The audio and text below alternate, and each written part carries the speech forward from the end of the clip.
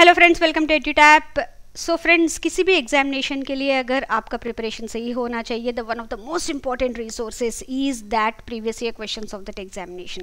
तो सिमिलरली इस सेशन में आज हम लोग करने वाले हैं previous year questions of industrial relations and labour loss from the examination UPSC EPFO for both APFC and A और EO 2025 examination. So इसमें हम लोग previous year questions कौन से करने वाले हैं? APFC 2023 का previous year paper and EO और AO 2023 and 21 का paper के MCQs हम लोग इसमें करने वाले हैं.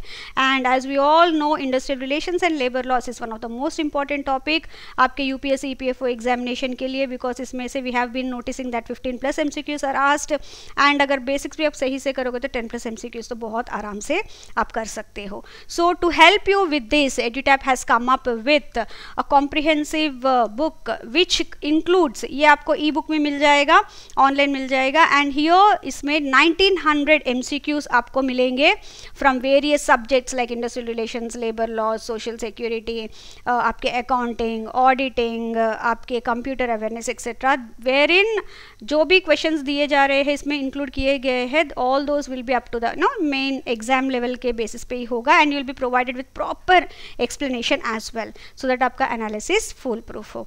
एंड अभी currently this is made available at ₹270 only, जो आप एड्यूटैप के स्टोर है उसमें जाके भी आप ले सकते हो. But still if you have any doubt, you can always reach out to the team members before making the purchase. Okay, so with this introduction, let me start today's session. So with this introduction, let me start today's session. So as I've said earlier also, APFC 2023 में जो भी questions पूछे गए हैं related to IR and labor laws, आज हम लोग इसमें discuss करने वाले हैं. The first question that you can see here is the right of workers to resort to strike is what? Okay, now if you look at the options, fundamental right है तो fundamental right नहीं है, कोई भी सड़क पे उतर के स्ट्राइक कर सकता है या फिर वर्कर स्ट्राइक कर सकते हैं. नो, कॉमन लॉ राइट भी नहीं है, इक्विटेबल राइट भी नहीं है. When we look at the act, जो इंडस्ट्रियल डिस्प्यूट्स एक्ट है वो देखेंगे तो उसमें क्लियरली मेंशन्ड है, जब भी किसी को, yes sometimes it happens on the employee side strike करने का वो रहता है, मतलब उन्होंने कुछ डिमांड किया है वो फुलफिल नहीं हुआ है, so they want to go for strike, और एम्प्लॉयर की तरफ से कई बार लॉकआउट वो सब डिक्लेयर करने का होता है, what based on various reasons.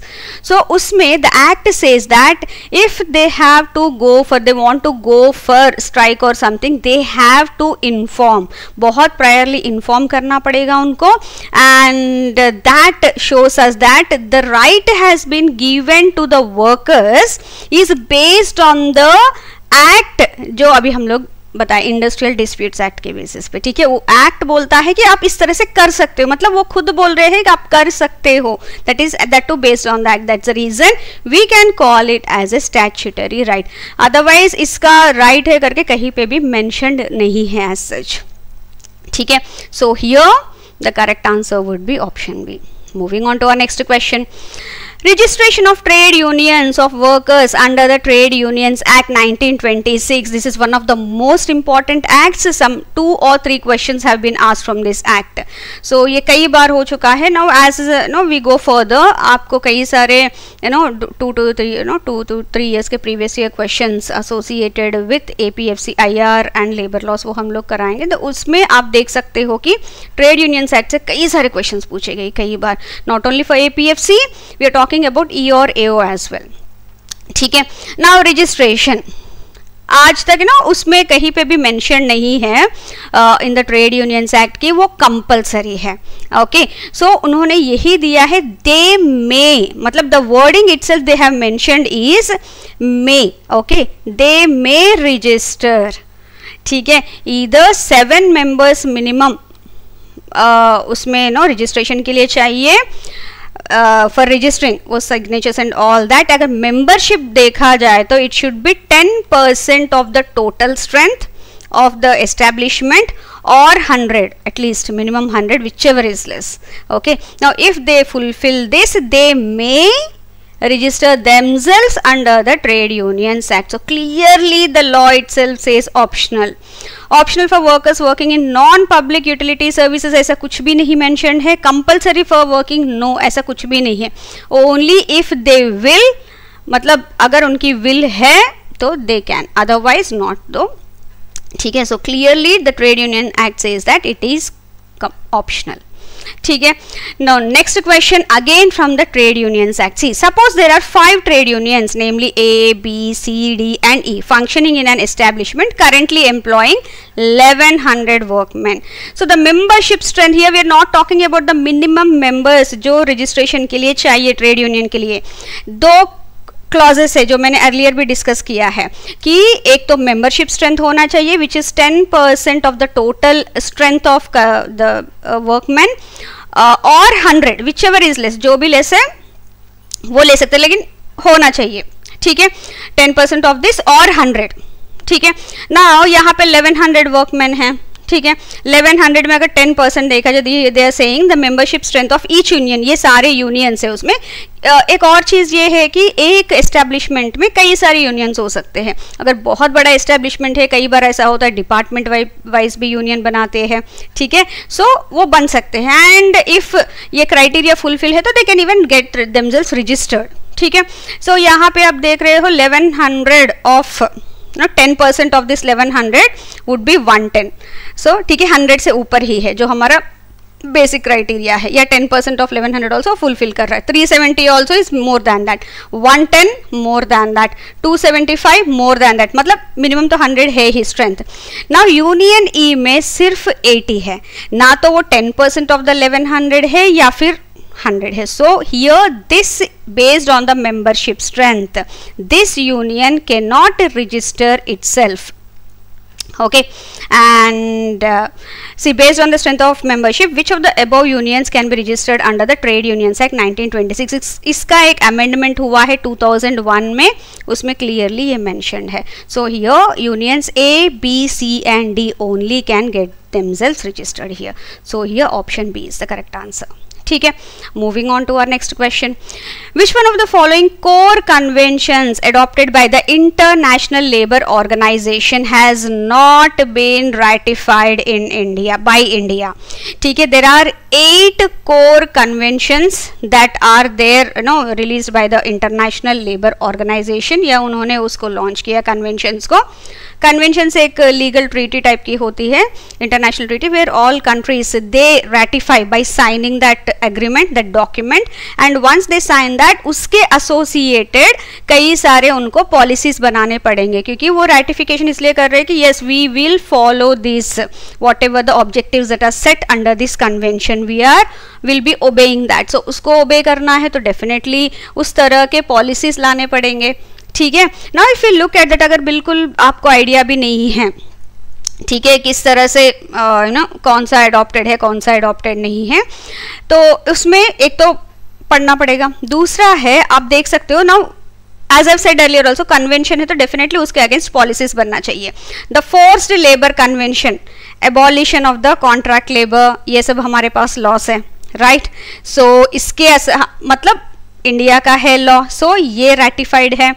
The equal remuneration convention, ये भी है, इक्वल पे, ओके, सो ये भी रैटिफाइड है. The discrimination convention, the compensation act, उसमें कोई डिस्क्रिमिनेशन नहीं होना चाहिए उसके अगेंस्ट और भी हमारे कॉन्स्टिट्यूशन में भी कई सारे राइट्स हैं. सो हियर ऑल्सो ये भी नहीं है, मतलब this we have adopted. So the only thing that we can see कि कोई पॉलिसी नहीं दिख रहा है ऐसा, जो भी हमने लेबर लॉस या जो भी पढ़ रहे हैं, that is the freedom of association and protection of right to organise convention. This has been not ratified by India.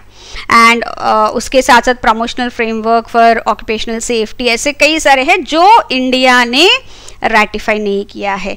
Otherwise this one is ratified by India, this one is ratified by India, this one is ratified by India, and that we can see clearly in the form of various labor laws or acts or constitutional rights that have been provided to the citizens. ठीक है. So here C is the correct answer. Moving on to our next question. Following are the central federations of trade unions of workers formed in India. Now federations वो होते हैं generally छोटे छोटे जो trade unions होते हैं वो सारे मिलके एक बड़ा यूनियन टाइप का बनाते हैं where these unions will be members there. Okay so those are federations. वो स्टेट लेवल पे होता है, सेंट्रल लेवल मतलब नेशनल लेवल पे फेडरेशंस होते हैं. कई सारे स्टेट से जो फेडरेशंस होते हैं all will be again form part of, they will be members for this central federations. So ऐसे कई सारे हैं इंडिया में, लाइक योर INTUC, AITUC, सेवा, UTUC, CITU, BMS, ऐसे कई सारे हैं. Now when we study about the trade unions in a detailed manner as part of industrial relations, बहुत इंपॉर्टेंट है. There you have to invariably go through the history of trade unions कि कितने trade unions है India में, and you have to study the major ones, एंड ये major ones से ही ये क्वेश्चंस पूछते हैं. ठीक है, एक और क्वेश्चन भी है इसके ऊपर, आगे आपको दिखेगा. So here when we talk about the all India trade union Congress, ये 1920 में बना था, एंड INTUC ये बना था 1947 में, UTUC ये बना था 1949 में, एंड भारतीय मजदूर संघ ये बना था 1955 में, and centre of Indian Trade unions बना था 1970 में, एंड सेवा ये बना था 1972 में. सो सबसे लेटेस्ट है हमारा सेवा, that is the third one, and सबसे लास्ट में earliest to latest, so latest last में 3 एक ही है, as you can see here, and A is the correct answer here. ठीक है, तो इसमें while you go through the trade unions, आपको हर ट्रेड यूनियन का फॉर्मेशन कब है, वो किस पार्टी के साथ एफिलिएटेड है, क्योंकि पार्टीज के जो पॉलिटिकल पार्टीज है उनके अपने प्रिंसिपल्स है, जो ट्रेड यूनियंस बने हैं उनके भी अपने गाइडिंग प्रिंसिपल्स है. सो जहाँ पे भी वो मेल खाते हैं, मीन दे नो कोइंसाइड होते हैं, अलाइंड विथ ईच अदर, तो उसमें they tend to align with that political party. So आगे उसी के ऊपर क्वेश्चन है. So here it is option A. Now which of the following articles of the constitution of India prohibits employment of children in factory or mine or any other hazardous employment. See, when we look at the various articles that have been highlighted, कई बार कई articles ऐसे हैं कि directly वो labour के लिए कुछ ज़्यादा बताते नहीं हैं, but otherwise indirectly there are lot of laws that have been underlined, or you can say mentioned in the constitution for the safety of the workers community. So इसमें जो कुछ आर्टिकल्स है जो यहाँ पे हाईलाइटेड है, for example article 19. Now article 19 says right to freedom of speech and association. ठीक है, article 21 says right to life and personal liberty. ठीक है, article 23 says prohibition of traffic in human beings and forced labour. ठीक है, so ये 3 ये है, but we are talking about the prohibition of employment of children in the factory, so that is related to article 24. So here article 24 is the correct answer, that is D is the correct answer. So for which constitution में जो major articles है that you have to go through. ठीक है, आप actually बचपन से हम लोग 9th क्लास से ये इंट्रोडक्शन होती है कॉन्स्टिट्यूशन ऑफ इंडिया का, एंड बेसिकली ऑल आर्टिकल्स हम लोग उस टाइम से पढ़ रहे हैं, ये सारे हमने पढ़ा ही होगा. तो यहाँ पे जस्ट हम लोग we are brushing that knowledge, that's it. So don't worry कि बहुत ज़्यादा है, will not be able to remember, ऐसा कुछ भी नहीं, you will be able to remember very easily. एक बार ब्रश अप कर लीजिए, that would be enough. Now moving on to our next question. The provision for disability compensation for the person who is declared unfit after medical examination and for whom no alternate employment is possible finds place under which one of the following legislations. Now for which आपको जो भी हम लोग acts labour laws कर रहे हैं उसको थोड़ा सा इन डेप्थ करना पड़ेगा. सो इन दिस केस जो डिसेबिलिटी कंपेंसेशन है वो अवेलेबल है माइंस एक्ट में. ठीक है, building and other construction act में ये नहीं है, फैक्ट्रीज एक्ट में भी ये नहीं है, प्लांटेशंस लेबर एक्ट में भी ये नहीं है. When we talk about the disability compensation, कई बार ऐसा होता है कि कंटिन्यूसली माइंस में वर्क करने की वजह से भी they might become unfit after a certain period of time during, and after that कई बार ऐसा होता है कि they'll not be able to work even some alternate employment also. होगा नहीं. So in that case they have to be provided with a disability compensation, and that provision has been provided under the Mines Act of 1952. ठीक है. So moving on to our next question. Which one of the following statements relating to conclusion of conciliation proceedings under the Industrial Disputes Act is not correct? Now कई बार ऐसा होता है disputes होते हैं. Now disputes basically बहुत सबसे पहले जो डिस्प्यूट्स है conciliation proceedings, conciliation officer they will try to resolve that. Okay. Now resolution हम लोग कब बोल सकते हैं कि वो कंसिलिएशन प्रोसीडिंग्स कंक्लूडेड है, अभी उसका और कुछ आगे नहीं जाने की जरूरत है या फिर आगे ले जाना है ना. We say that conciliation proceedings जो है which are done by the conciliation officer they are concluded. When can we say that? It is concluded on the date when a memorandum of settlement is signed by the parties. मतलब दोनों parties they agree to some एक agreement के लिए आ गए and they have signed a memorandum of settlement कि हाँ हम लोग इस पे ऊपर इसका follow करेंगे. Then we can say that conciliation proceedings are concluded. It is concluded on the date when the report of the conciliation officer received by the appropriate government where no settlement is arrived. कई बार ऐसा होता है कि settlement arrive होगा ही नहीं उसमें, तो उसमें क्या कर सकते हैं, कंसिलिएशन ऑफिसर पूरा रिपोर्ट बनाएगा कि this is what the proceedings have been done and ये कंसिलिएशन प्रोसेस कंप्लीट नहीं हो पाया, मतलब they didn't arrive at any solution करके एक रिपोर्ट, डिटेल्ड रिपोर्ट वो अप्रोप्रिएट गवर्नमेंट जो भी सेक्टर है, ओके, अंडर विच जो अप्रोप्रिएट गवर्नमेंट है उनको एक लेटर लिख देंगे. And the date no it is conclude on the date when the report is received by the appropriate government. मतलब जिस दिन वो नेगोशिएशंस कंक्लूड हुए उस दिन नहीं, जिस दिन वो लेटर या फिर वो रिपोर्ट अप्रोप्रिएट गवर्नमेंट को रीच होगा उस दिन हम लोग समझ सकते हैं कि conclusion of conciliation proceedings, because वहीं पे उसका रिस्पॉन्सिबिलिटी खत्म होता है. टिल देन गवर्नमेंट के लिए तो स्टिल ही इज रेस्पॉन्सिबल, मतलब कंसिलिएशन प्रोसीडिंग्स चल ही रहे हैं till the time they are informed, उनको पता चला है. So for that yes, this is very much true. It is concluded on the date when the reference is made by the appropriate government to the labor court or industrial tribunal under section 10 of the act during pendency of the conciliation proceedings. कई बार ऐसा होता है कि conciliation बहुत लंबा खींच रहा है, ठीक है. In that case appropriate government क्या कर सकता है, under section 10 it can directly ना conciliation proceedings चल ही रहे हैं, even then it can directly refer that case, that dispute to the labor court or the industrial tribunal. In that case also we can say that conciliation proceedings are concluded, ठीक है. in these cases एक और option भी देख लेते हैं. It is concluded on the date when it ends in failure resulting in no memorandum of settlement signed between the parties. नहीं, only when that has been informed to the appropriate government. मतलब बिल्कुल अगर ये सही है तो ये wrong है, अगर ये सही है तो ये रॉन्ग है. So here we are saying this is a true, this is how it should be, because till the time it is informed it is still being in negotiation. So B is the correct answer because we are saying not correct. ठीक है. Moving on to our next question.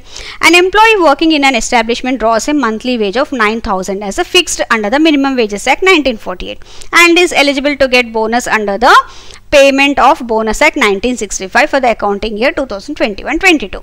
Now the bonus is the rate of 10%, ठीक है, वो भी इन्होंने mention किया है.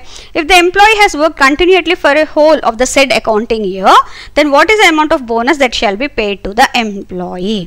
So for which you need to understand little bit nuances of the bonus act.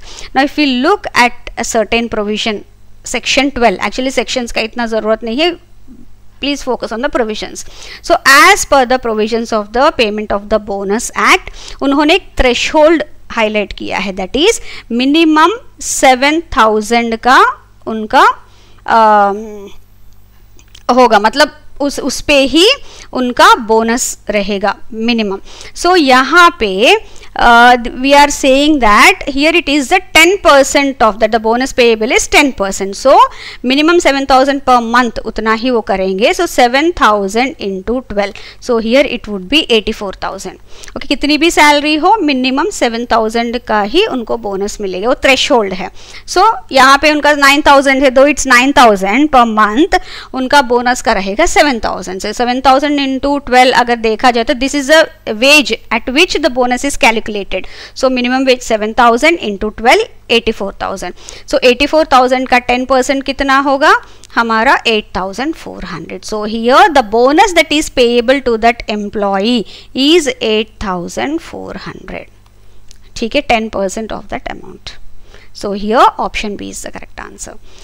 Moving on to our next question. Under the provisions of the Payment of Wages Act 1936, every employer of an establishment has to maintain the registers and records regarding the wages paid and deductions made in any from the wages and preserve the same from the last date of the last entry for a period of how much time.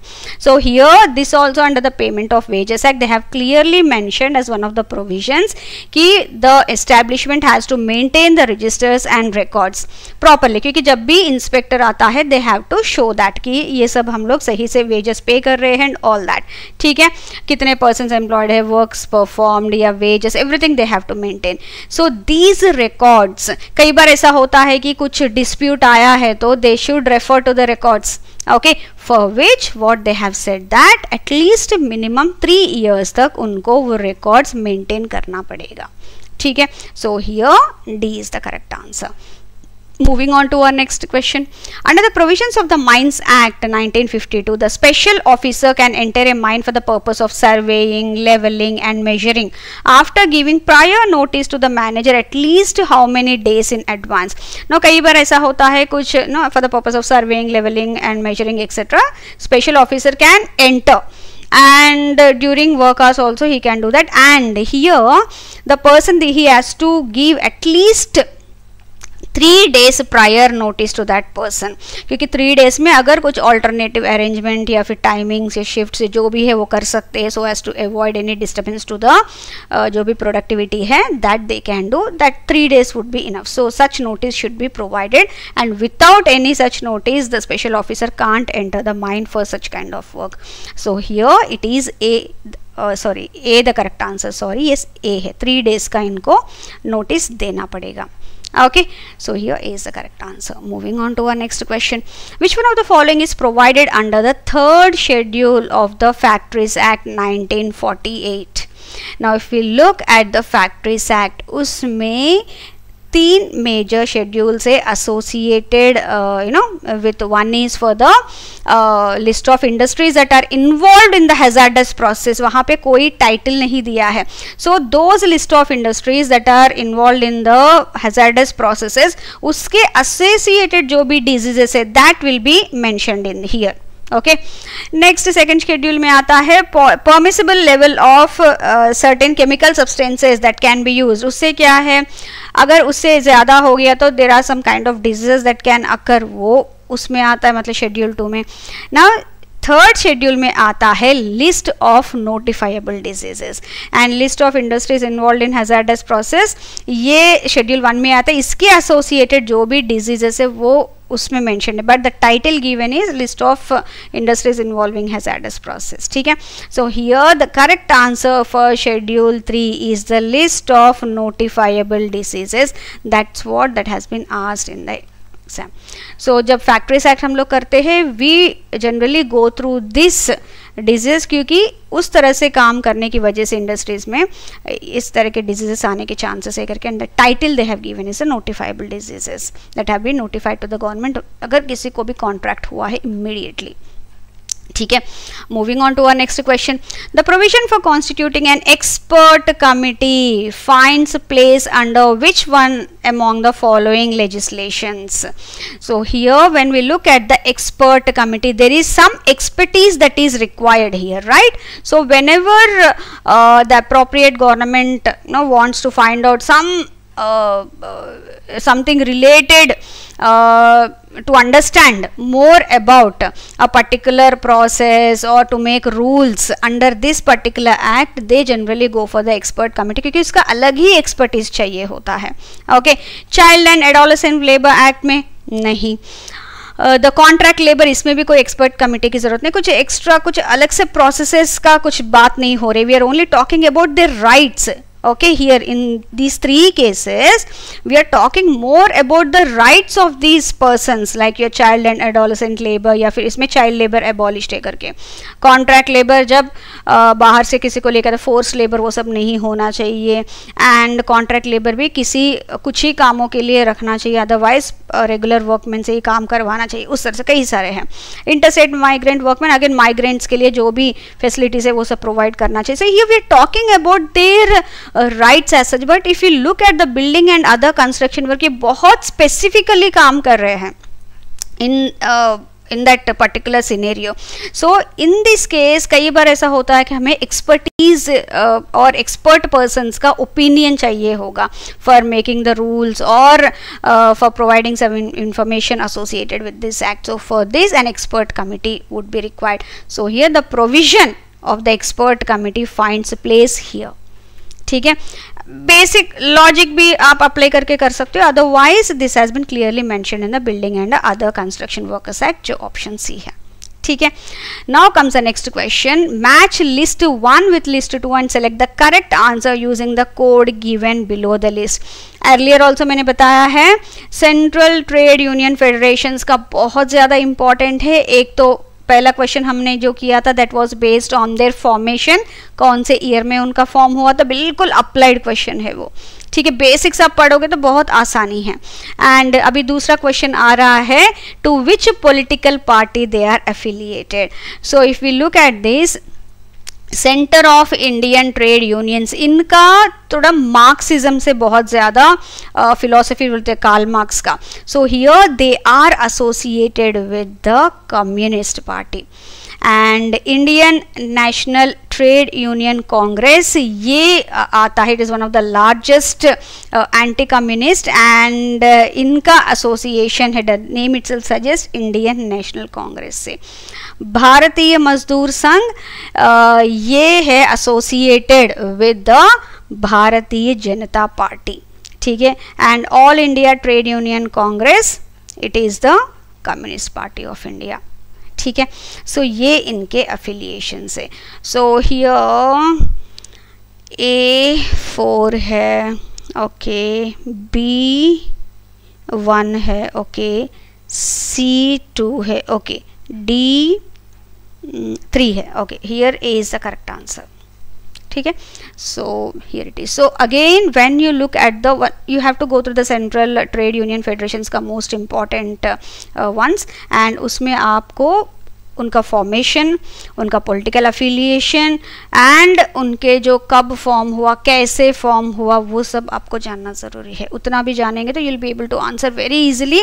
ये तो straight question है, जो applied question है वो, और ये बहुत आसानी से आप कर सकते हो। ठीक है, so these are the questions that had been asked in the UPSC EPFO APFC 2023 examination of industrial relations and labour laws. ठीक है, introduction, let me start today's session, the previous year questions of A और EO 2023 paper, that too of industrial relations and labour laws. Model standing orders formed under the Industrial Employment Standing Orders Act 1946 shall not apply to an establishment in respect of which of the appropriate government is that of the state of, कौन से state में applicable नहीं है। ना particular industry में या establishment में किस तरह के रूल्स एंड रेगुलेशंस होंगे, what is that the employees have to follow, वो सारे हमारे इसमें इंडस्ट्रियल एम्प्लॉयमेंट स्टैंडिंग ऑर्डर्स में मिल जाते हैं। ठीक है, as per the provisions of the act उनको प्रिपेयर करना पड़ता है। बट इसमें मॉडल स्टैंडिंग ऑर्डर्स भी आते हैं, दैट इज़ ऑलरेडी डिज़ाइन। लेकिन ये मॉडल स्टैंडिंग ऑर्डर्स दो पर्टिकुलर स्टेट्स के लिए एप्लीकेबल नहीं है। Why? Because these states have their own model standing orders, उसकी वजह से उनके लिए एप्लीकेबल नहीं है। एक तो महाराष्ट्र है, दूसरा है Gujarat. So here the correct answer is Gujarat, because here we are asking not apply. So बिल्कुल डायरेक्ट क्वेश्चन है, मतलब फैक्ट बेस्ड है। उन्होंने क्वेश्चन पूछा फैक्ट के बेस पे, and the fact is that Gujarat doesn't have answer, that's it. Moving on to our next question, an out worker is expressly excluded from the definition of workman under which one of the following legislations. Now out worker मतलब क्या है? जो already part of the organization है, but he is doing work outside, some outside the premises, या फिर work from home कर रहा है, ऐसे कुछ भी बिल्कुल अलग से establishment के premises से अलग से कर रहा है या बाहर कर रहा है, that would be considered as odd work, like cleaning हो गया, या फिर अगर टेलरिंग का है तो कुछ उसका और repairing work etc. उस तरह से सो उसमें क्या है ना, दैट उसमें कॉन्ट्रैक्ट वाले इसमें से वो applicable नहीं होता है. So this, in this case, outworker is expressly excluded from the definition of workman under the Contract Labor Regulation and Abolition Act 1970. Exclusively उन्होंने mention किया है उस act में. ठीक है. Now moving on to our next question. Which one of the following nature of work shall not be taken into account while the appropriate government considers prohibiting employment of contract labor in an establishment under the Contract Labor Regulation and Abolition Act 1970? Now here we are saying which one of the following nature of work shall not be taken into account while prohibiting the employment in, of contract labor. देखिए जहाँ पे भी the process, operation or the other work is incidental to industry or necessary for the industry, इसमें तो year round काम रहता है continuously, तो इसमें contract laborers की ज़रूरत नहीं होती है. Okay, so here the work is of permanent nature. ठीक है, यहाँ पे भी कंटिन्यूस वर्क की ज़रूरत होती है, मतलब परमानेंट वर्कर्स चाहिए, यहाँ पे भी परमानेंट वर्कर्स चाहिए. The work is done ordinarily through regular workman, so regularly इनको चाहिए. Okay, so here the work is of intermediate nature, but this will not be taken into account for prohibiting the employment of contract labor, because यहाँ पे contract labor की ही ज़रूरत पड़ेगी क्योंकि बीच बीच में काम पड़ता है, उसके लिए continuously कोई भी full time employee नहीं लगाएगा. बाकी तीन में continuously काम चल रहा है, so continuously they have to appoint a full time worker. So in this case they will abolish, they will prohibit the employment of contract labor, but in this case they will not, hence this shall not be taken into account while prohibiting employment of contract labor. ठीक है, बाकी तीनों वो ले लेते हैं उसमें. So here D is the correct answer. Moving on to our next question. Which of the statements relating to the Grievance Redressal Committee under the Industrial Dispute Act 1947 is not correct? तो इसमें options देख लेंगे, that we'll be able to understand the answer. It shall consist of equal number of members from among the employer and the workman. That is true. It shall be constituted in an industrial establishment employing 20 or more workmen. Yes, वहाँ पे grievance redressal committee होती है. That is also true. The total members of the committee shall not be more than 6. ये भी true है. The chairperson of the committee shall be nominated by the appropriate government. ये नहीं, ये वही grievance redressal committee वाले ही कर लेंगे. मतलब इतनी एक एस्टैब्लिशमेंट में ग्रीवेंस रिड्रेसल कमेटी है, उसमें logic also if you look eight कि अप्रोप्रिएट गवर्नमेंट के थ्रू वो अपॉइंटमेंट हो रहा है, that's not possible. So here this is not true, बाकी सारे ट्रू हैं. ये भी ऑलमोस्ट सीधा ही क्वेश्चन है, बिल्कुल डायरेक्ट क्वेश्चन है. जो अर्लियर क्वेश्चन है फॉरगॉट टू ऐड, ये थोड़ा अप्लाइड क्वेश्चन है. You need to understand the applicability of the act, only then you will be able to answer this. ठीक है. Yes, moving on to our next question. Under the provisions of the Factories Act 1948, a safety committee is to be constituted in a factory where? Now in this case बिल्कुल straight question है. Factories act के तहत अगर safety committee है, wherever there is a chance of handling hazardous substances that are used or handled, in that case एक safety committee वहाँ पे होनी चाहिए, so as to see the protocols भी सही से follow कर रहे हैं कि नहीं, जो भी safety measures है that they are taking properly or not. So here B is the correct answer. बिल्कुल straight question है, direct fact based है. ठीक है. Moving on to our next question. An employee shall be covered under the provisions of the Payment of Wages Act 1936 should be employee drawing a maximum monthly wage of, जो भी Payment of Wages Act में as an employee उसमें act में उस लागू होगा, मतलब applicable होगा, उस पर्सन का maximum monthly wage should not be more than 24,000. एंड ये भी बिल्कुल फैक्ट बेस्ड है. ठीक है, यहाँ पे भी कोई गोल घुमा के या फिर अप्लाई करके कुछ नहीं पूछा है. ठीक है, fact based, this is what it is. 24,000 है, देन वहाँ पे उनके लिए एप्लीकेबल रहेगा. ठीक है. Yes, moving on to our next question. ये डेफिनेशन बेस्ड है. A minimum rate of remuneration which shall be applied to an employee working on piece work for the purpose of securing to such employees a minimum rate of wages on a time work basis under the Minimum Wages Act is known as. मतलब एक minimum time पे एक minimum wage इतना होना चाहिए. Now वे उस particular term क्या बोलते हैं, what is that minimum rate of remuneration that will be applied to that employee who is working on piece work for the purpose of securing to such employees a minimum rate of wages. So this is nothing but एक time में एक guaranteed उनको मिल रहा है. So here it is a guaranteed time rate. ठीक है, क्योंकि time के बेसिस पे उनको मिल रहा है, एक टाइम पे इतने पीसेस वो कर रहे हैं, नॉट ऑन पर पीस बेसिस. ठीक है, सो ये बेसिकली ये डेफिनेशन है, डेफिनेशन के बेसिस पे it is a guaranteed time rate. Moving on to our next question. Now here match list 1 with list 2 and select the correct answer using the code given below the list. Now इसमें इन्होंने list में दिया है, एक तरफ provision दिया है, दूसरी तरफ सॉरी लेजिस्लेशन यहाँ पे होना चाहिए, जो लेजिस्लेशन है और एक्ट है. Here in this case you can say act etcetera. ठीक है, और लॉ. नाउ इसमें इन्होंने दिया है दो ऑप्शंस दिया है from the labour laws and दो दिया है from the social security acts. ठीक है, now recovery officer. Recovery officer कहाँ पे रहेगा, जहाँ पे कुछ अमाउंट है that we are recovering.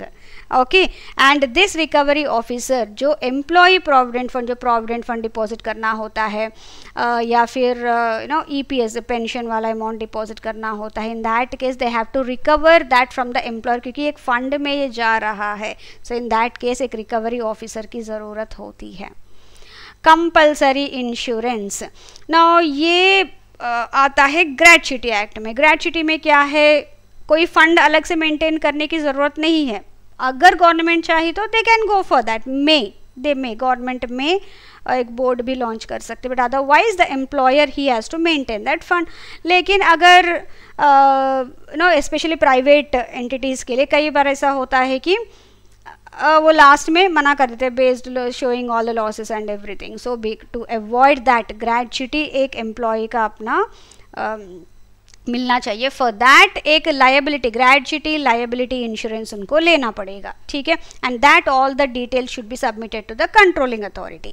So here compulsory insurance is for the payment of gratuity act. Scheduled employment. Now scheduled employment, yes, scheduled employment जहाँ पे आपको कौन से ऑक्यूपेशंस किस में आते हैं, सो वो मेंशन्ड है. एंड दैट शेड्यूल्ड एम्प्लॉयमेंट आपको industrial employment standing orders act में आते हैं. And here it is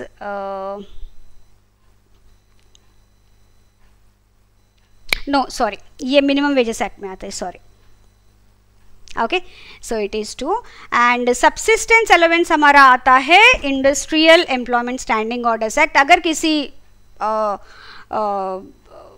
employ को अगर हटाया है, मतलब सस्पेंड किया है या फिर सम इंक्वायरी किया है, इन दैट केस उस टाइम तक he can't work, so during that time he has to be provided with subsistence allowance. So वो सब्सिस्टेंस अलाउंस कितना होगा and all that is mentioned in the industrial employment standing orders act. So recovery officer होगा हमारा 4 पे, compulsory insurance 3 पे है, scheduled employment हमारा है 2 पे, सब्सिस्टेंस अलाउंस हमारा है 1 पे. सो इट इज़ 4, 3, 2, 1.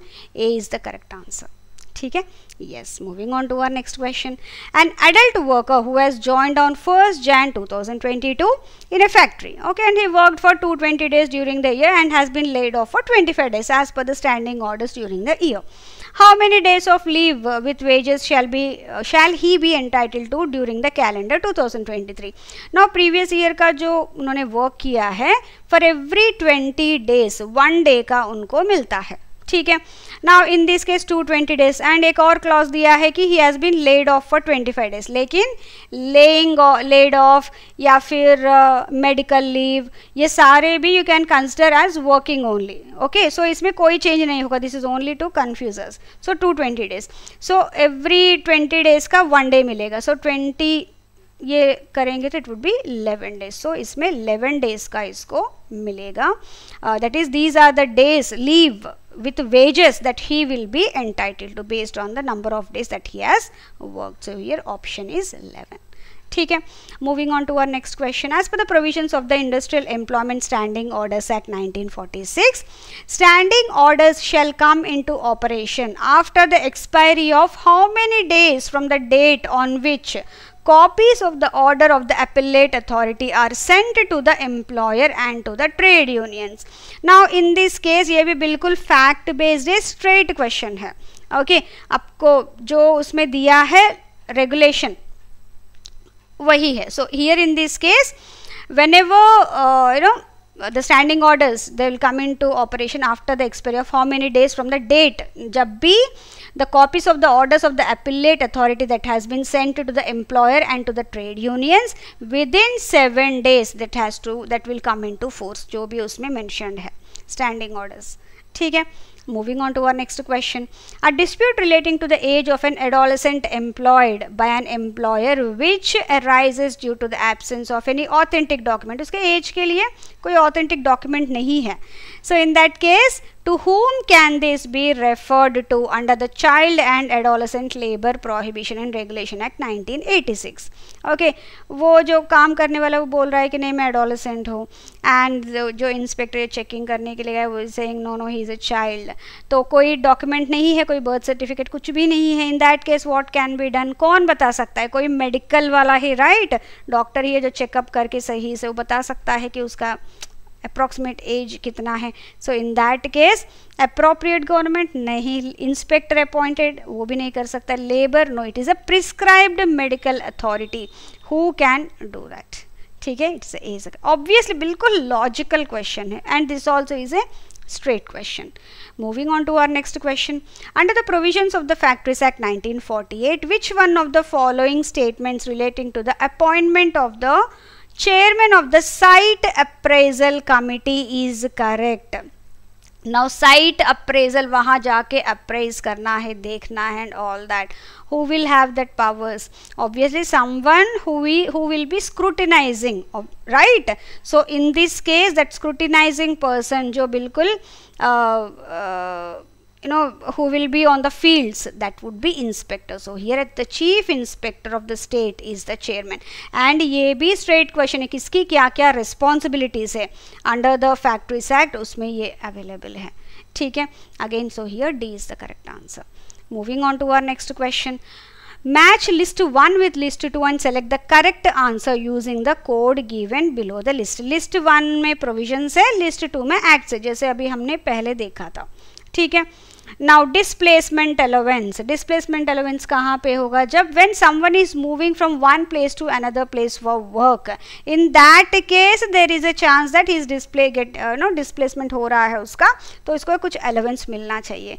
So इसमें कौन से वाले में होगा? So obviously logic, interstate migrant workman is moving from one place to another place. ठीक है. Now certifying surgeon. Certifying surgeon कहाँ पे हमें ज़रूरत पड़ेगी? जहाँ पे भी कुछ इंजरी हुआ है या फिर कुछ डैमेज हुआ है, in that case. So here it would be B is okay, B is 1, that is factories act. ठीक है. Now half monthly payment. Now half monthly payment में क्या है? जब भी एक जब इंजर्ड होता है कोई एम्प्लॉई, इन दैट केस अगर इंजरी ज़्यादा नहीं है तो इन दैट केस एक percentage of amount has to be given. उस कैलकुलेशन में they take the half monthly payment. So here it would be the employees compensation act. Piece work. Now जब भी पीस वर्क होता है obviously उसमें एक minimum wage हमें रखना पड़ता है, पर पीस इतना होगा एंड इतने पीसेस बनाओगे तो इतना होगा. तो जहाँ पे भी असेंबली यूनिट्स ऐसे कुछ होता है वहाँ पे पीस वर्क होता है. So the piece work this comes under the minimum wages act. So here displacement allowance ये हो गया हमारा. सर्टिफाइंग सर्जन, जहाँ पे भी कुछ इंजरीज हुआ है या फिर कुछ हुआ है, they need that. So certifying surgeon वहाँ पे ज़रूरत है. And also for checking age etc. And half monthly employment, as I've said, compensation में ये ज़रूरी होता है. and wherever ज़्यादा partial इसमें जब होता है partial injury में, वहाँ पे ये आता है. एंड पीस वर्क वहाँ पे जहाँ पे मिनिमम वेजेस वाला उनको चेक करना पड़ता है. So obviously it would be D. So here option B A3, okay, A3,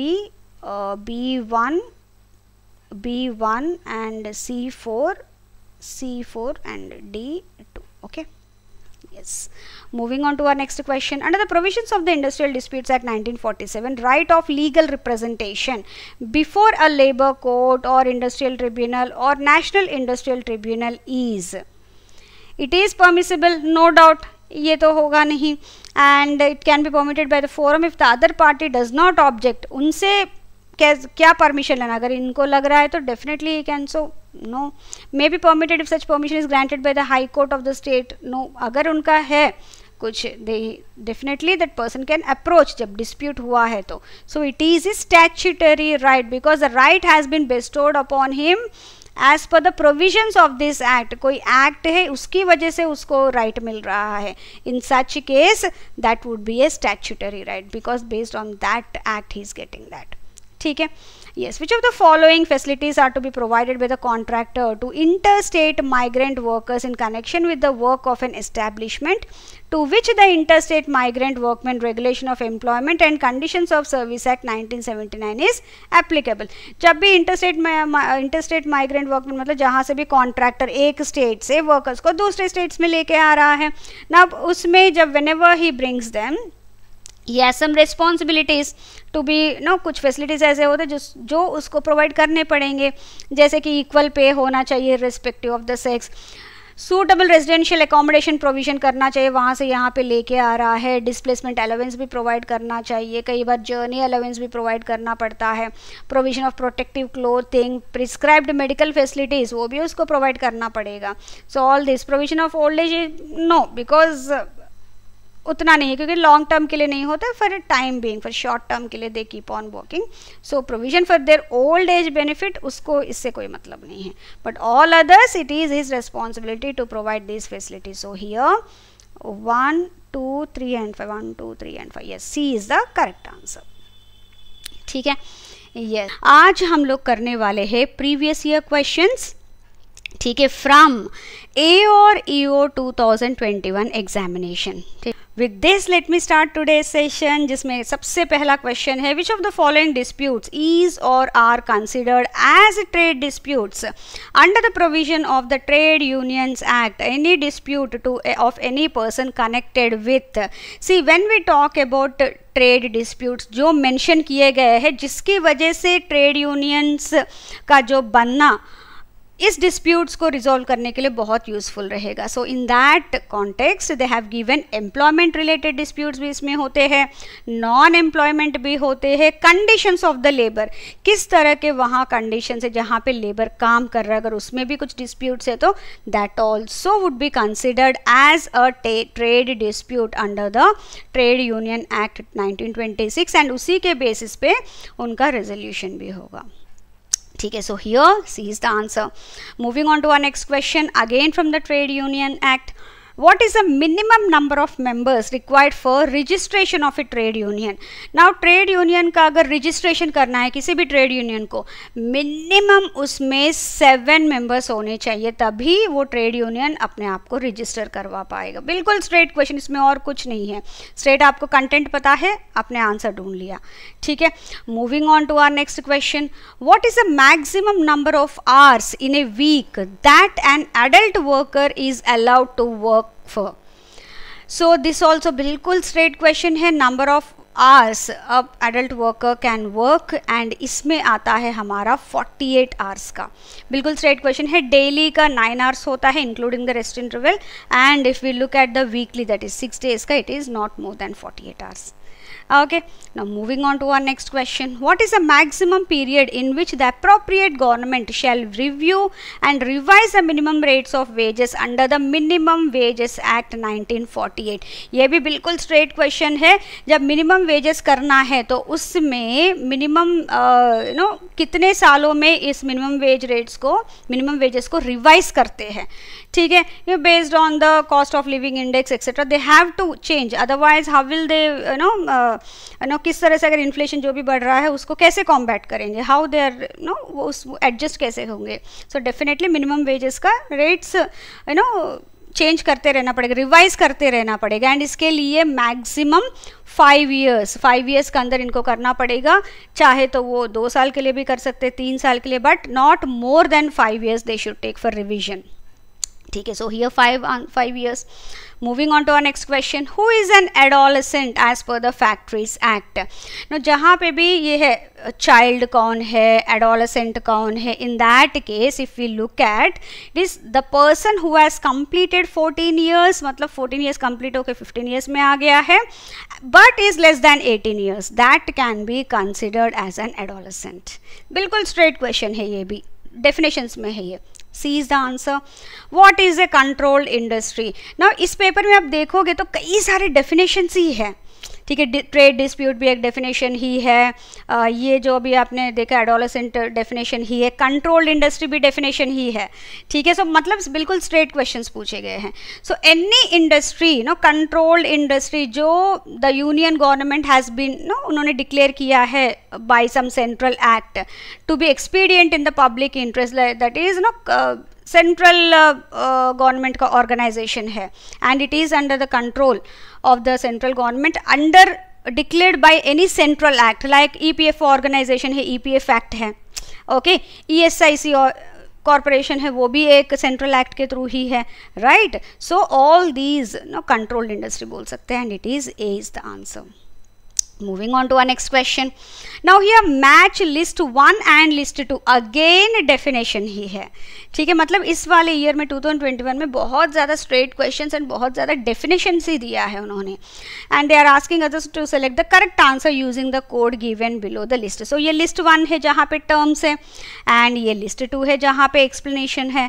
so in this closure workman strike lockout 4 terms है. सो क्लोजर मतलब क्या है, you know it is permanent closing down of a place of employment. जब permanently किसी establishment को employer close करना चाहता है, that is called the closure. Now who is a workman? Any person employed in any industry doing skilled work, unskilled work और manual work for some wages, that person would be called as a workman. And see जो strike है, strike मतलब cessation of work, ये employees declare करते हैं strike. ठीक है, ये आपका 4 है.